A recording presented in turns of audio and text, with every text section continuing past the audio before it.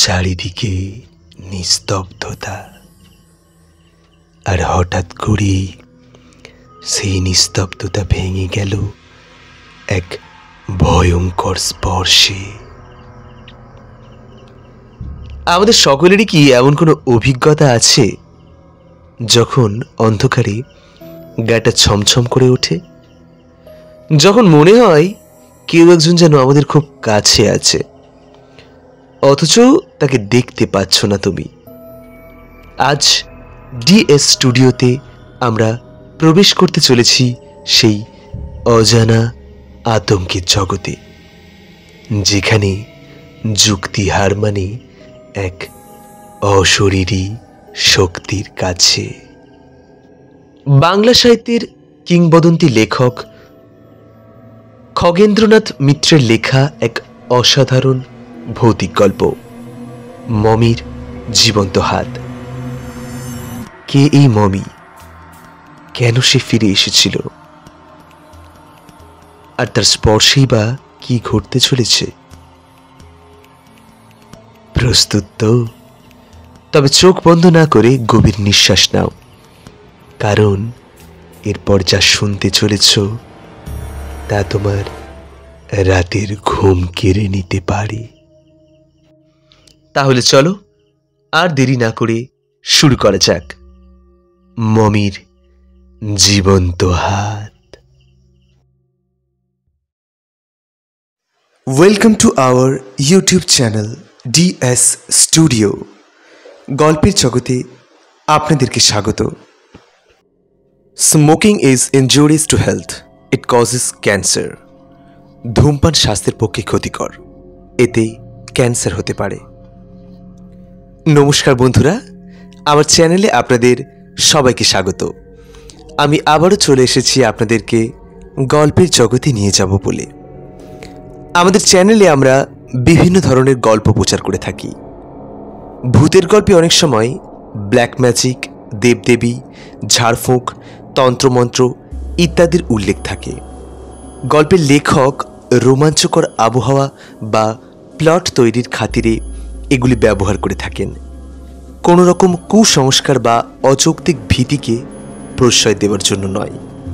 আমরা আশা করব আমাদের শ্রোতারাও সমস্ত রকম কুসংস্কার মুক্ত হয়ে খোলা মনে গল্প শোনার আনন্দে এই গল্পগুলি গ্রহণ করবেন।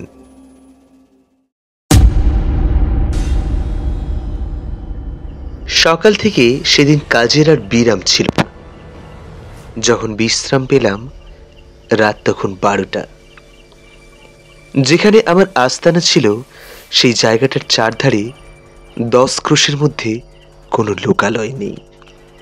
গাছপালাও বড় একটা দেখা যায় না, কেবল শুষ্ক পাষাণ, আর তার এধারে ওধারে অতি প্রাচীন সমাধিগুলো নীরবে পড়ে আছে। এইসব কারণে জায়গাটা স্বভাবতই নির্জন ও নিস্তব্ধ। দ্বীপ্রহরী ও সন্ধ্যার পর থেকে তার নীরবতা যেন গুরুভার পাষাণের মতো বুকের উপর চেপে বসে। রাত যত বাড়ে মনে হয় এখানে মাটির নিচে যারা ঘুমিয়ে আছে তারা জেগে উঠে রাত্রির মতো অতি চুপে চুপে পা ফেলে এবং বাতাসের মতো লঘু ও স্বচ্ছ দেহে এদিক ওদিক চলাফেরা করছে। আমার কাজ ছিল সমাধির নিচের শুষ্ক ও প্রাণহীন মৃতদেহগুলি নিয়ে। এক এক রাতে মনে হতো কে যেন আমার পিঠের উপর দিয়ে ঝুঁকে বা সামনে দাঁড়িয়ে আমার রচনাটা খুব কৌতূহলের সঙ্গে পাঠ করছে। কখনো কখনো সচকিত হয়ে মাথা তুলে এদিক ওদিক তাকিয়েছি, কিন্তু কিছুই দেখতে পাইনি। সেজন্য ভাবতাম ওটা মনের ভুল। রাত দিন মৃতের সম্বন্ধে চিন্তা করছি, মৃতের নানা রকম সামগ্রী, নড়াচড়া এইসবই করতে থাকি। আমার চারধারি যে সমাধি, এ অবস্থায় প্রেত বা ছায়া অথবা ওই ধরনের কিছু যে দেখব কিংবা অনুভব করব, এতে বিচিত্র কি? যাই হোক, কাজ সেরে আমি আস্তানা থেকে বাইরে বেরিয়ে এলাম। পরদিন আমাদের দেশে যেতে হবে, সেজন্য আমার সঙ্গী জিনিসপত্র গোছাতে ব্যস্ত। আমাদের বৃদ্ধ অনুচর তখন কোথায় জানি না। আমি আস্তানার বাইরে দাঁড়িয়ে একটা চুরুট ধরিয়ে চারধারে তাকিয়ে দেখলাম, কিন্তু সেই ঘন অন্ধকারে কিছুই চোখে পড়ল না। কেবল কিছু দূর থেকে নাইলের অস্পষ্ট কলধ্বনি ও চারধারে অশ্রান্ত ঝিল্লিরব একসঙ্গে মিশে একটি অদ্ভুত সুরের সৃষ্টি করে আমার কানে বাজতে লাগলো এবং মনকেও স্পর্শ করতে লাগলো। আমি স্তব্ধ হয়ে সেই শব্দের দিকে কান পেতে রইলাম। সম্ভবত ক্ষণিকের জন্য তন্ময় হয়ে থাকব। হঠাৎ দেখি আমার একেবারে সম্মুখে একটি ছায়া মূর্তি এসে দাঁড়িয়েছে। আমি সচকিত হয়ে এক পা পিছিয়ে যেতেই আমারও বিস্ময়ের ঘোর কাটল। সেই মূর্তিও কথা বলে উঠল। সে অতি মৃদু কণ্ঠে বলল, আমার সঙ্গে আসুন। তার সুরে, কথায় ও ভাবভঙ্গিতে এমন একটা গাম্ভীর্য ছিল যে আমাদের অনুচর হলেও তা উপেক্ষা করতে পারলাম না। কেবল বললাম, কোথায়? সে হাত বাড়িয়ে পূব দিকটা দেখিয়ে দিলে। আমি নীরবে তাকে অনুসরণ করে চললাম। দুজনে চলেছি। আমাদের পথের এদিক ওদিক ভগ্ন সমাধিস্তূপগুলো পড়ে আছে। মাঝে মাঝে পায়ে বাধা পায়। কোনো সমাধিস্তম্ভ চূড়ায় বা আর কোথাও বসে হঠাৎ দুটি একটি পেচক ডেকে ওঠে। মাথার উপর দিয়ে বাতাসকে পাখার আঘাতে বিক্ষুব্ধ করে কখনো কখনো বাদুড় উড়ে যায়। সেই ঘন অন্ধকার, সেই আচম্বিত শব্দ, সেই জন বিরল সমাধি প্রান্তর ও বৃদ্ধ অনুচরটির রহস্যপূর্ণ ব্যবহার আমাকে ক্রমে যেন অভিভূত করে ফেলতে লাগলো। আমার মনে হতে লাগলো আমি কোনো অভূতপূর্ব ঘটনা বা কোনো রহস্যের সম্মুখীন হতে চলেছি। তার সঙ্গে কতক্ষণ যে চলেছি তা ঠিক করে বলা সম্ভব নয়। তবে দূরত্বের অনুমানে বুঝলাম আমার আস্তানা থেকে প্রায় 1 মাইল পার হয়ে এসেছি। এর মধ্যে অবশ্য আমরা দুজনে কেউ কারোর সঙ্গে একটি কথাও বলিনি। এক জায়গায় এসে আমার অনুচরটি হঠাৎ দাঁড়ালো, তারপর বলল, অপেক্ষা করুন। আমার চোখে অন্ধকার এতক্ষণে সয়ে এসেছিল। তার উপর তিথি অনুসারে আরেকটু পরেই চাঁদ উঠবে। পূব আকাশের কোল একটু উজ্জ্বল হয়ে উঠেছে। তার ফলে জায়গাটায় একটা অস্পষ্ট ছবি আমার চোখে ফুটল। মনে পড়ল আগে এখান দিনের বেলায় একবার এসেছিলাম। দেখলাম আমার সম্মুখে সেই জীর্ণ স্পিংস, তার নিচে প্রত্নতাত্ত্বিকদের কাটা সুড়ঙ্গ ও খাদ। অনুচরটি সেখানে আমাকে রেখে সেই খাদের মধ্যে নেমে পড়ল। আমি দাঁড়িয়ে আছি। দূর শৈল শিখরে ধীরে কৃষ্ণপক্ষের চাঁদ উঠল। তার ম্লান আলো সেই নিস্তব্ধ নির্জন জায়গা, সমাধিগুলি আর স্পিংসটাকে এমন একটি রূপ দান করলে যে আমার মনে হতে লাগলো চারধার থেকে কার যেন ঘুম থেকে ধীরে ধীরে জেগে উঠছে। চিন্তাটা মনে উঠতেই আমার শরীরের মধ্য দিয়ে কেমন একটা শিহরণ বয়ে গেল। ঠিক তখনই পিছনে পায়ের শব্দে ফিরে দেখি আমাদের অনুচরটি ফিরে আসছে। তার হাতে যেন একটি কি। সে কাছে আসতেই দেখি জিনিসটা কাপড়ে জড়ানো। সাধারণত মমিগুলি যে ধরনের কাপড়ে জড়ানো থাকে, এই কাপড়খানাও সেই ধরনের। আমার কৌতূহলের সীমা থাকল না। সেও কোনো কথা না বলে কাল বিলম্ব না করে জিনিসটার উপরে জড়ানো কাপড়টা খুলে ফেললে। ততক্ষণে চাঁদ আরেকটু উপরে উঠেছে।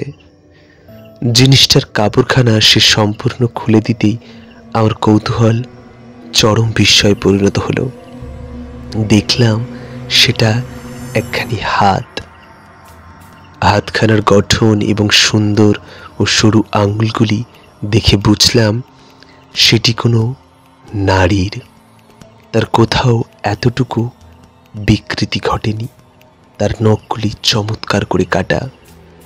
প্রত্যেক নখের উপর যে খুব পাতলা সোনালি পাত মোড়া রয়েছে, সেগুলি পর্যন্ত জ্যোৎস্নায় ঝলমল করছে। দেখে মনে হতে লাগলো হাতখানা এই মুহূর্তে কোনো সুন্দরী নারীর দেহ থেকে কেটে আনা হয়েছে। তার ক্ষতস্থান থেকে যে দুটি হাড় বেরিয়ে আছে, চাঁদের আলো পড়ে সে দুটি আরো সাদা দেখাচ্ছে। ততক্ষণে চাঁদের আলো আরো উজ্জ্বল এবং নির্মল হয়ে উঠেছিল। অনুচরটি হাতখানা আমার একটু কাছে আনতে দেখলাম তার তর্জনীতে একটি উজ্জ্বল সোনার আংটি। তার উপর প্রাচীন ইজিপ্টের কয়েকটি সাংকেতিক অক্ষর খোদাই করা। আমার বৃদ্ধ অনুচরটির মুখের দিকে তাকিয়ে দেখলাম তার চেহারায় কেমন একটা পরিবর্তন এসেছে। তাকে আমরা আরব বলে জানতাম, কিন্তু এখন তার চোখ মুখের আরবীয় গঠনের পাশে আরেকটি অন্য ভাব ফুটে উঠে সে ভাবটিকে ম্লান করে দিয়েছে। সে পরম স্নেহ ভরে সেই হাতখানি দুহাতে তুলে ধরে বলল, এখানা ফারাও আখনাটেনের সপ্তম কন্যার দক্ষিণ হাত। আখনাটের তার পূর্বপুরুষদের ধর্ম ত্যাগ করে এক নতুন ধর্ম প্রবর্তন করেছিলেন। সে ধর্ম ছিল সূর্যের উপাসনা। তার মৃত্যুর পর তুতেনখামেন ফেরাও হন। তিনি আখনাটিন যে ধর্ম প্রবর্তন করেছিলেন তার দেশ থেকে দূর করে দেশের যা পুরাতন ধর্ম তা আবার প্রতিষ্ঠা করেন। তার ফলে ইজিপ্টের পুরোহিত সম্প্রদায় আবার শক্তিশালী হয়ে ওঠে। থেবিস নগরের মন্দিরের পুরোহিতগণ আবার অবাধে ইজিপ্টের সর্বত্র প্রভুত্ব করতে থাকে। কিন্তু ফেরাও আখনাটেনের কন্যা মাকিটানেন তার পিতৃধর্ম তখনও ত্যাগ করেননি। সে ধর্মের প্রতি তার নিষ্ঠা ছিল বড় গভীর। রাজকুমারী প্রিতার মৃত্যুর পর একদল সৈন্য সংগ্রহ করে থেবিসের বিরুদ্ধে যুদ্ধযাত্রা করেন, কিন্তু প্রথম যুদ্ধেই তিনি নিহত হন। থেবিসের মন্দিরে পুরোহিতগণ তখন রাজকুমারী যে হাতে তাদের বিরুদ্ধে তরবারি ধারণ করেছিলেন, যুদ্ধক্ষেত্রেই তার মৃতদেহ দেখে সেই দক্ষিণ হাতখানি মণিবন্ধের একটু উপরে তরবারি দিয়ে ছিন্ন করে কেটে কয়েকটি বিশেষ প্রক্রিয়ার সাহায্যে হাতখানিকে মমি করে এই মন্দিরটিতে রেখে দেয়। এই নৃশংস কাজ যুদ্ধযাত্রা না করে তাহলে তাদেরও দশা হবে রাজকুমারীর মতো। থেবিসের এই মন্দিরটা ছিল তখন প্রধান। এখানে সেই এই কথাগুলো বলে বৃদ্ধ পরম স্নেহের সঙ্গে হাতখানা একটু দোলালো। তারপর আবার বললে, এই কাহিনী আমি আমার পিতার মুখে তিনি শুনিয়েছিলেন তার পিতার কাছে। এইভাবে কাহিনীটি পুরুষ না ক্রমে চলে আসছে। আমার পূর্বপুরুষেরা থেবিসের এইসব মন্দিরে পৌরোহিত্য করতেন। এই হাতখানি যে একটা লুকানো ছিল কোথায়, তারা ছাড়া আর কেউ জানতো না। আমার পিতা আমাকে এর গোপন সন্ধান দিয়ে গেছেন। তোমার কাছে আমি নানাভাবে ঋণী, তাই আজ আমি সেই হাতখানা তোমায় উপহার দিচ্ছি। আমি বললাম, কিন্তু হাতখানা আমায় না দিয়ে কোনো জাদুঘরে তোমার দেওয়া উচিত, তারা সযত্নে এটাকে রক্ষা করবে। সে কঠোর স্বরে বললে, তা হতে পারে না। এই হাতের উপর যে অভিসম্পাত আছে তা আজও পূর্ণ হয়নি, আর এই অভিসম্পাতটি পূরণ করার জন্য ভাগ্য তোমাকেই নির্বাচিত করেছে। আমি চমকে উঠলাম, বললাম, অসম্ভব, আমার সঙ্গে ওর সম্বন্ধ কি? আমি তো বিদেশি। সে একটু হেসে বললে, বন্ধু, নিয়তির চলাফেরা বড়ই বিচিত্র। আমি যা বলছি তা সত্য। রাজকুমারী মাকিটানেনের দেহটা মমিতে পরিণত হয়ে তার পিতা আকনাটেনের মমির কাছে রাখা হয়েছে। সেটা এখন শান্তিতেই আছে, কিন্তু তার দক্ষিণ হাতটার উপর যে অভিসম্পাত আছে তা আজও পর্যন্ত পূর্ণ হয়নি। সেজন্য লোকের চোখের সম্মুখে প্রদর্শিত হবে। হাতখানার ওপর যে অভিসম্পাত আছে তা পূর্ণ হবে শুধুমাত্র তোমার দ্বারাই। নিয়তির বিধান এই। অসম্ভব। পৃথিবীতে কত কিছুই আছে, কত মানুষ আছে, আমিই কেন? পৃথিবীতে অসম্ভব বলে কিছুই নেই। তুমিও কোথাও শান্তিতে বাস করতে পারবে না। আজ থেকে 1 বছর পরে তোমার ভ্রমণ শুরু হবে, আর আজ থেকে 30 বৎসর পরে এক মহাযুদ্ধের শেষে রাজকুমারী মাকিটানেনের ভগ্নিপতি ফেরাও তুতেনখামেনের সমাধি আর মমি যে সময় আবিষ্কৃত হবে, ঠিক তার পূর্বেই রাজকুমারীর আত্মা এসে তোমার কাছ থেকে তার দক্ষিণ হাতখানা উদ্ধারের চেষ্টা করবে। হাতখানাও তখন হয়ে উঠবে জীবন্ত। যতকাল তোমার কাছে থাকবে ততকাল তোমার কোনো বিপদ আপদের ভয় থাকবে না। তুমি এখানে সযত্নে রক্ষা করবে, তাহলে এ হাতও তোমাকে সকল বিপদে রক্ষা করবে। আমার কাছে শপথ করো যে হাতখানা তুমি সব সময় খুব সাবধানে রাখবে। বলতে বলতে বৃদ্ধের চোখ মুখের ভাব, গলার স্বর, দেহের ভঙ্গি সম্পূর্ণ কেমন জানি একটা বদলে গেল। আমার মনে হতে লাগলো একজন ইজিপ্টীয় পুরোহিত সেই অতি প্রাচীন জীর্ণ মন্দিরের ধ্বংসাবশেষের উপর দাঁড়িয়ে আমাকে কঠোর স্বরে প্রতিজ্ঞাবদ্ধ হতে আজ্ঞা দিচ্ছে। তাই নিস্তব্ধ নির্জন সমাধি প্রান্তরে শান্ত বাতাসে উজ্জ্বল জ্যোৎস্নালোকে তার সেই মূর্তির সম্মুখে আমি ক্রমে অভিভূত হয়ে পড়লাম। আমার ইচ্ছাশক্তি মনের মাঝে মিলিয়ে গেল।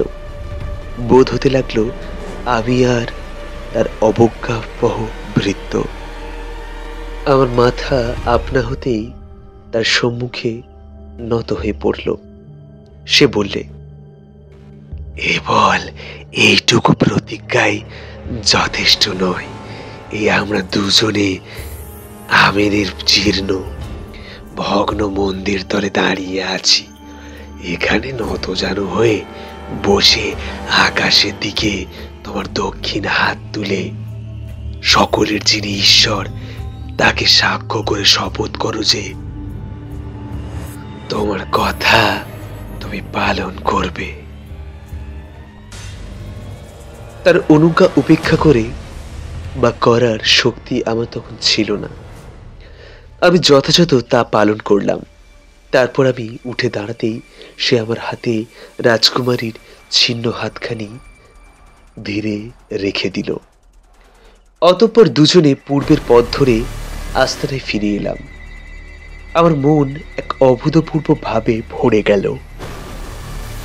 দেখলাম আমার সঙ্গী তখনও তেমনই ব্যস্ত হয়ে আছেন। আমি যে কাপড়ে জড়ানো একটা কিছু নিয়ে কুটিরে ঢুকলাম সেদিকে তার খেয়ালই হলো না। আমিও তাকে হাতখানির বিষয় কোনো কথা বলা আবশ্যক বলে মনে করলাম না। হাতখানিকে আর একখানা কাপড়ে ভালো করে জড়িয়ে আমার বালিশের নিচে রেখে তাতে মাথা দিয়ে শুয়ে পড়লাম। কিন্তু অন্য দিনের মতো আমায় এ রাতে কিছুক্ষণ জেগে থাকতে হলো না। শোবার প্রায় সঙ্গে সঙ্গেই আমার চোখে তন্দ্রা নেমে এলো। আমি ঘুমিয়ে পড়লাম। পরদিন যথাসময়ে আমার জিনিসপত্র নিয়ে আস্তানা ছেড়ে চলে এলাম। আমাদের বৃদ্ধ অনুচরটিও স্টিমার ঘাট অব্দি আমাদের সঙ্গে এলো। আমি যখন স্টিমারে উঠছি তখন সে একবার তীক্ষ্ণ চোখ আমার চোখের দিকে তাকালো। আমার মনে হলো সেই দৃষ্টির অর্থ তোমার শপথ পালন করো। যাই হোক, আমাদের স্টিমার যথাসময়ে থিভাস ছেড়ে নাইল দিয়ে সুদূর উত্তরে সমুদ্রের দিকে চলতে আরম্ভ করলো। সেই সময় ফিরে দেখলাম আমাদের বৃদ্ধ অনুচরটি ঘাটের একধারে স্থির হয়ে আমাদের দিকে তাকিয়ে দাঁড়িয়ে আছে, যেন ছায়া মূর্তি। ক্রমে সেই ছায়া থিভিসের বিলীয়মান তীরভূমির সঙ্গে আমাদের চোখের সম্মুখ থেকে চিরকালের জন্য মিলিয়ে গেল। তারপর দীর্ঘ 30 বছর কেটে গেছে। এই সময়ের মধ্যে আমি পৃথিবীর নগরে নগরে ভ্রমণ করেছি। কত লোক আমার সঙ্গে দেখা করতে এসেছে। আমি হাতখানাকে কখনো আমার কাজ ছাড়া করিনি। সকলেই রাজকুমারী মাকিটাটানের সেই হাতখানিকে আমার বসবার ঘরে আমার পাশে দেখে গেছে, আর তার চমকপ্রদ কাহিনীটি মনোযোগ দিয়ে শুনেছে। হাতখানিও এই দীর্ঘকাল আমাকে যে কত বিপদ আপদ থেকে রক্ষা করেছে তা বলতে গেলে একখানি প্রকাণ্ড পুঁথি হয়ে যাবে। একবার এক চোর আমার ঘরে ঢুকে এক জায়গায় লুকিয়ে থাকে। তার মতলব রাত যখন গভীর হবে তখন সে আমার মূল্যবান যা কিছু চুরি করে পালাবে। সেই রাতেই তার কাজ হাসিল করবার সুযোগেরও অভাব হলো না। ঘর অন্ধকার হলো, রাতও গভীর হয়ে এলো। সে আমার সোনার ঘড়িটা সংগ্রহ করে অন্ধকারে হাতড়ে হাতড়ে টেবিলের উপর থেকে টাকার থলিটা নিয়েই তার হাতখানা রাজকুমারীর হাতের উপর পড়ল। তৎক্ষণাৎ সে ভয়ে আঁতকে উঠে সব ফেলে প্রাণে ভয়ে ঘর থেকে পালিয়ে গেল। আরেকবার এক হোটেলে থাকবার সময় হঠাৎ সেখানে আগুন লাগে। অন্য সকলের সঙ্গে আমিও প্রাণ বাঁচানোর জন্য ছুটে পালাতে পালাতে মনে পড়ল রাজকুমারীর হাতখানা আনা হয়নি। সেটা টেবিলের লাল মখমলের উপর রাখা রয়েছে, না আনলে পুড়ে ছাই হয়ে যাবে। কথাটা মনে হওয়া মাত্র আমি ঘরের দিকে ফিরলাম। ঘরে বসে হাতখানা নিয়ে আবার ছুটতে ছুটতে লিফটের কাছে পৌঁছাতে না পৌঁছাতে একটা ভয়ানক শব্দ হলো। তাকিয়ে দেখি লিফটটা পুড়ে ছিঁড়ে নিচে পড়ে গেল। তার ফলে অনেকগুলি লোক জখম হলো এবং অনেকে প্রাণ হারালো। এরপর এক রাতে স্বয়ং রাজকুমারী এলেন তার এই হাতখানি নিতে। তখন ইউরোপের মহাযুদ্ধ প্রায় শেষ হয়ে এসছে। আমি ইউরোপের যে নগরে সে সময় বাস করছি মনস্থ করলাম সেখানেই জীবনের শেষ পর্যন্ত স্থায়ীভাবে বাস করব। কিন্তু থিভিসের জীর্ণ ও ভগ্ন মন্দির তলে দাঁড়িয়ে আমার বৃদ্ধ অনুচরটি সে ভবিষ্যৎবাণী করেছিল তা কখনো পূর্ণ হয়নি বলে বোধহয় আমার সংকল্প সফল হলো না। আমি নগরটি ছেড়ে যেতে বাধ্য হলাম। যাবার সমস্ত আয়োজন করেছি, কতক জিনিসপত্র পাঠিয়ে দিয়েছি, কতক তখনও আছে। সেগুলোর মধ্যে রাজকুমারীর হাতও একটি। সত্য কথা বলতে কি, হাতখানি নিয়ে আমি কিছু বিব্রত হয়ে পড়েছিলাম। কয়েকদিন থেকে লক্ষ্য করছিলাম যে হাত এতকাল লোহার মতো শক্ত ও অসাড় ছিল তা বেশ কোমল হয়েছে।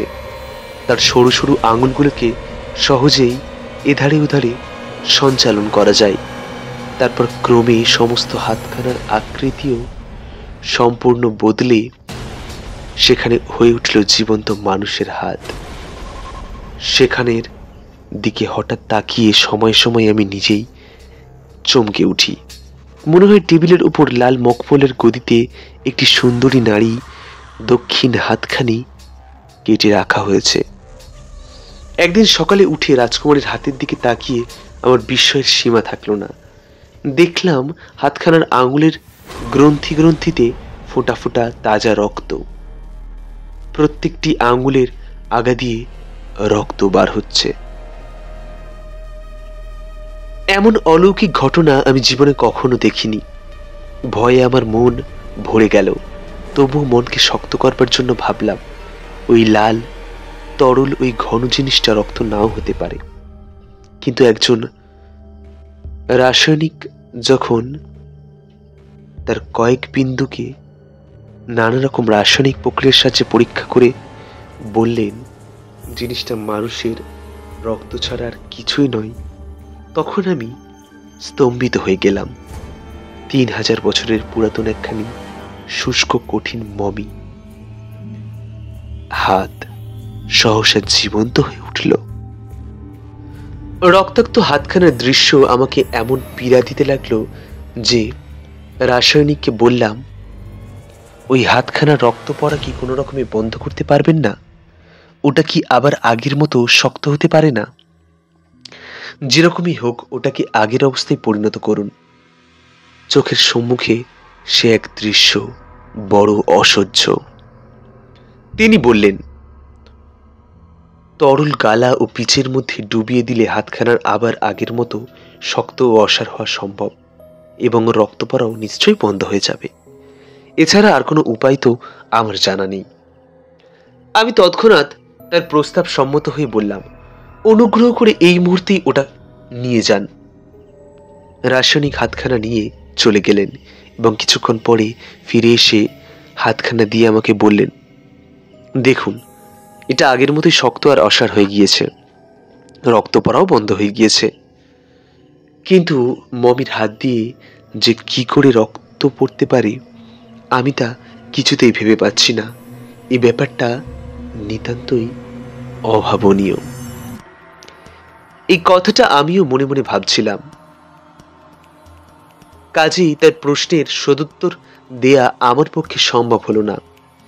আমি রাজকুমারীর হাতখানা হাতে নিয়ে দেখি তার কোনো কোনো জায়গা দিয়ে কোনোই রক্ত পড়ছে না।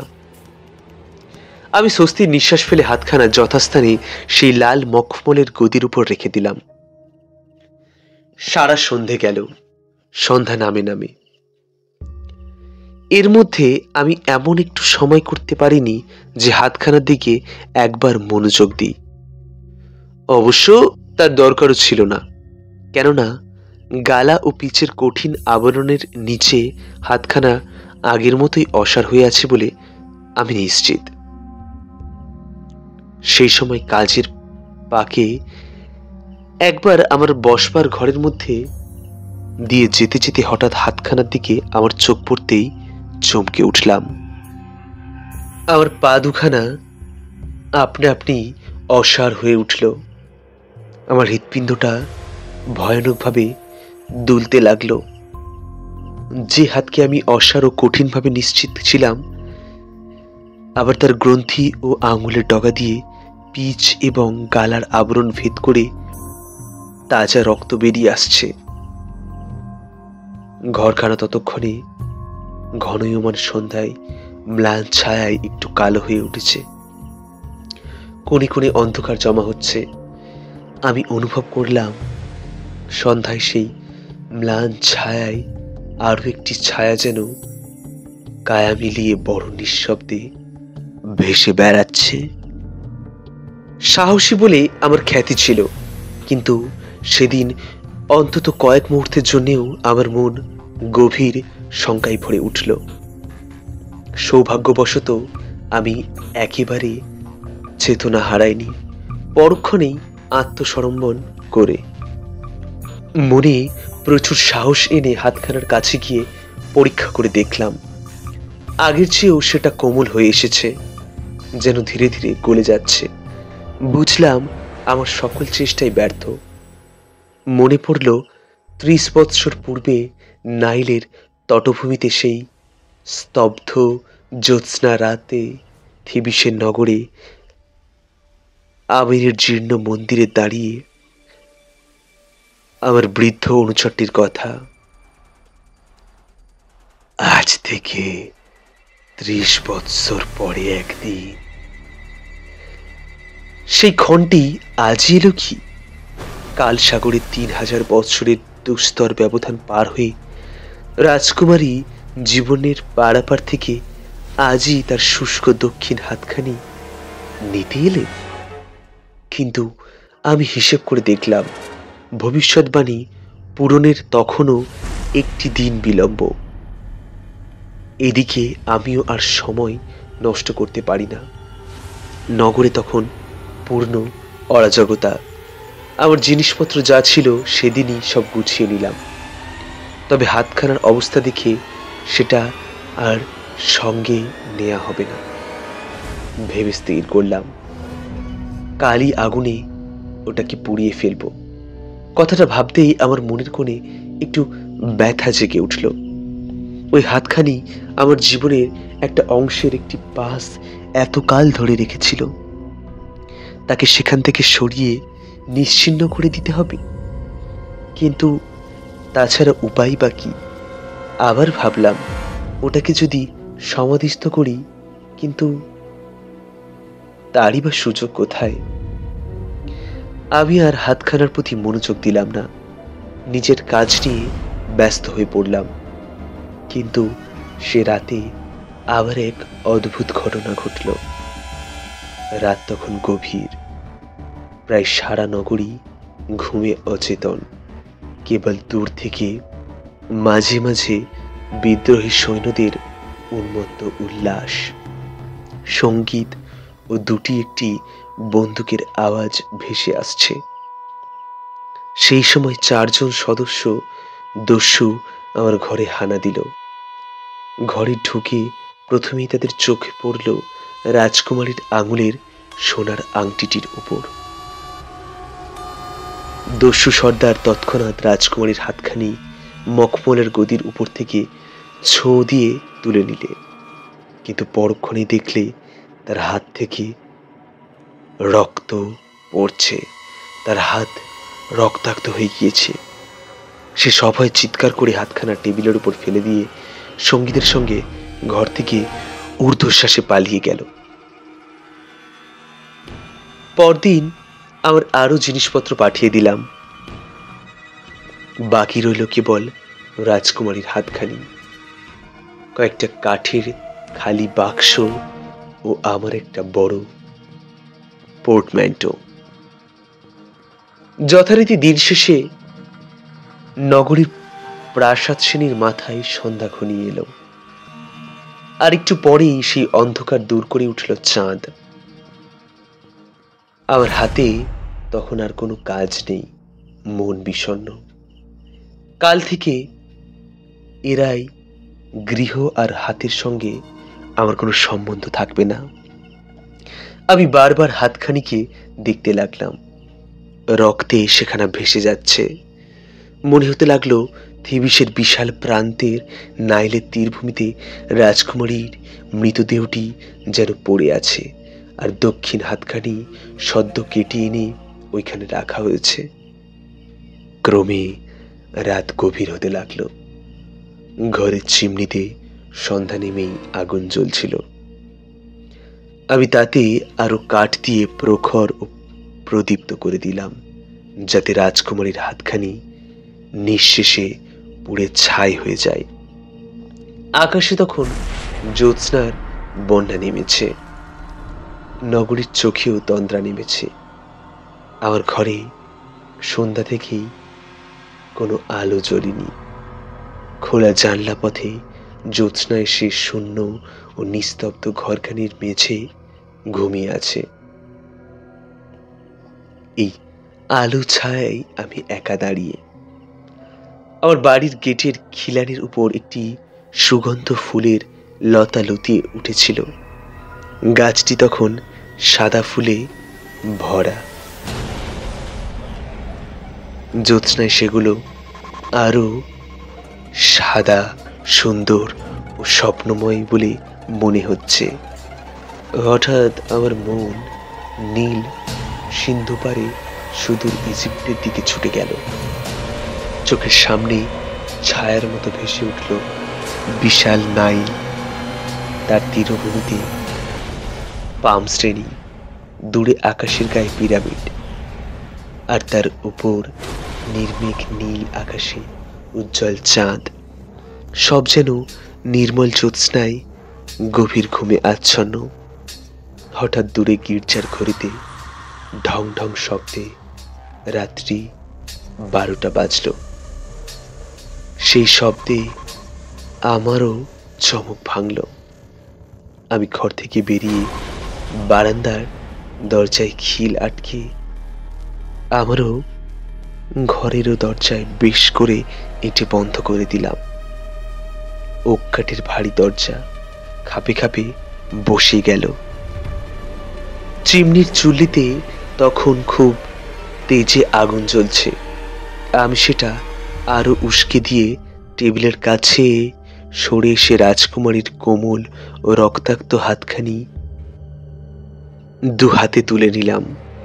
সেই সময় হাতখানি স্পর্শে আমার সারা শরীরের মধ্যে দিয়ে কেমন একটা শিহরণ বয়ে গেল। সেই সঙ্গে মনে পড়ল আজই রাতে রাজকুমারীর হাতখানি আমার কাছ থেকে নিতে আসবেন। আমার মন আরো বিষণ্ণ হয়ে উঠল। আমি ভগবানের কাছে প্রার্থনা করে হাতখানিকে প্রদীপ্ত চুল্লির ঠিক মাঝখানে ফেলে দিলাম। সঙ্গে সঙ্গে চারধার থেকে খড় জিহ্বা মেলে শত শত অগ্নিশিখা তাকে ঘিরে ধরে দগ্ধ করতে লাগলো। সে সুগন্ধি আরুক মাখিয়ে হাতখানি মমি করা ছিল। অগ্নিস্পর্শে তার সুন্দর পাশে ঘরখানি ভরে গেল। আমি স্থির দৃষ্টিতে চুল্লির দিকে তাকিয়ে রইলাম। নিস্তব্ধ নির্জন ঘর, কেবল চুল্লি থেকে একটু একটু শব্দ হচ্ছে। ক্রমে হাতখানাকে নিঃশেষে জীর্ণ করে অগ্নিশিখাগুলি সাপের মতো ফণার মতো হয়ে নত করে রক্তোজ্জ্বল অঙ্গরাশির উপর দিয়ে লতিয়ে এক এক করে যেন মিলিয়ে যেতে লাগলো। অবশেষে কেবল তপ্ত ও গাঢ় রক্তবর্ণ উজ্জ্বল অঙ্গরাশি ছাড়া চুল্লিতে আর কিছু দেখা গেল না। আমি নিঃশ্বাস ফেলে চেয়ার থেকে উঠতেই বাইরের দরজায় প্রচণ্ড আঘাতের শব্দ শুনে স্থির হয়ে দাঁড়ালাম। প্রথমে মনে হলো প্রবল বাতাস দরজায় ধাক্কা দিচ্ছে, কিন্তু পরক্ষণেই নিজের ভুল বুঝতে পারলাম। সে সময় একটু বাতাস ছিল না, সব শান্ত ও তন্দ্রাচ্ছন্ন। বোধ হলো কে যেন বারান্দায় ভারী দরজাটা প্রচণ্ড ধাক্কায় খুলে ফেললে। তারপরেই দেখলাম আমার ঘরের অর্গলবন্ধ দরজাটাও হঠাৎ এক ধাক্কায় সশব্দে খুলে গেল। ভাবলাম দস্যুদল ঘরে ঢুকেছে, কিন্তু তাকিয়ে দেখলাম সেখানে জনপ্রাণী নেই। কেবল খানিকটা চাঁদের আলো ঘরের মধ্যে এসে একখানি জায়গা আলোকিত করে তুলল। এই দৃশ্যই ভয়ে আমার হাত পা অসাড় হয়ে এলো। সেখান থেকে একেবারে গেট অবধি পরিষ্কার দেখা যেতে লাগলো। আমার এই দৃষ্টিসীমার মধ্যে কেবল গেটের খিলানের উপর জ্যোৎস্না ঢালা পুষ্পিত লতাটি ছাড়া আর কিচ্ছু নেই। হঠাৎ দেখলাম সেখানে যেন স্বচ্ছ বাতাসের একটি ক্ষীণ ছায়া একটু একটু করে কায়া নিচ্ছে, যেন অশরীরই ধীরে ধীরে স্পষ্ট হয়ে উঠেছে। ক্রমে সেটি সেখান থেকে আমার ঘরের বারান্দায় দিকে এগিয়ে আসতে লাগলো এবং সেই সঙ্গে তার কায়া আরো স্থূল হয়ে উঠতে লাগলো। শেষে সেটা যখন আমার ঘরের অন্ধকারে এসে পৌঁছালো, তখন দেখলাম একটি সুন্দরী নারী মূর্তি। তার মাথা থেকে কোটি দেশ অব্দি স্পষ্ট হয়ে উঠেছে।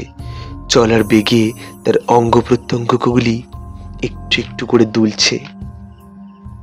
আমি মন্ত্রমুগ্ধের মতো স্থির দাঁড়িয়ে রইলাম। মূর্তিটি আরো এগিয়ে এলো। তার উজ্জ্বল ও আয়ত চোখ দুটি এবার আরো উজ্জ্বল হয়ে দুটি স্থির নক্ষত্রের মতো জ্বলছে।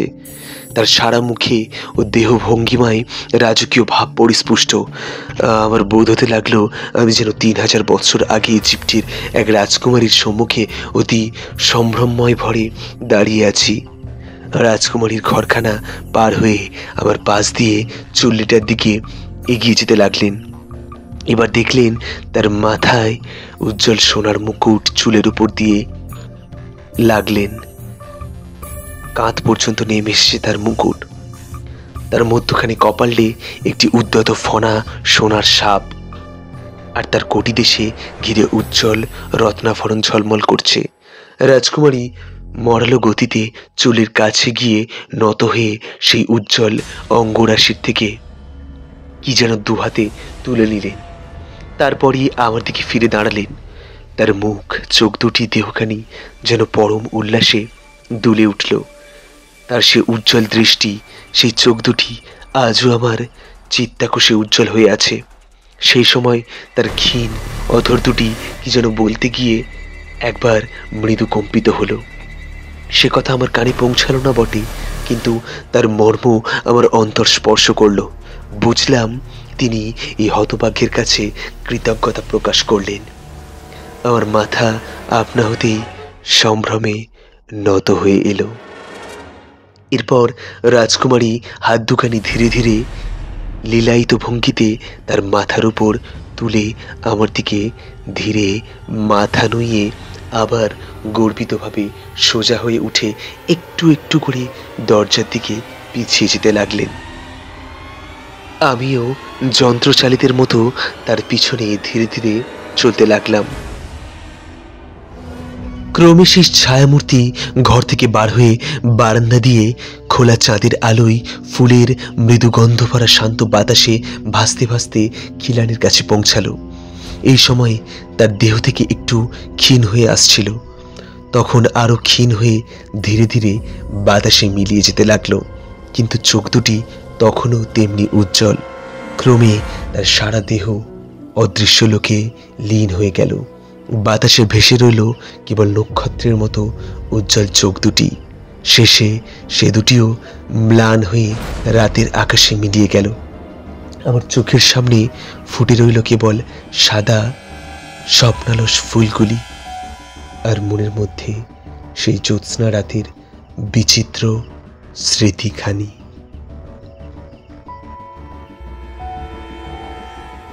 তো বন্ধুরা, আজকের মতো গল্পটি এখানেই শেষ হচ্ছে। এই অলৌকিক এবং ভৌতিক গল্প আপনাদের কেমন লাগলো কমেন্ট করে জানাতে একেবারেই ভুলবেন না। ভালো লাগলে অবশ্যই একটি লাইক দেবেন এবং চ্যানেলে নতুন হয়ে থাকলে চ্যানেলটিকে সাবস্ক্রাইব করে আমাদের পাশে থাকবেন। তো আজকের মতো এখানেই, দেখা হচ্ছে পরের কোনো গল্পে। নমস্কার।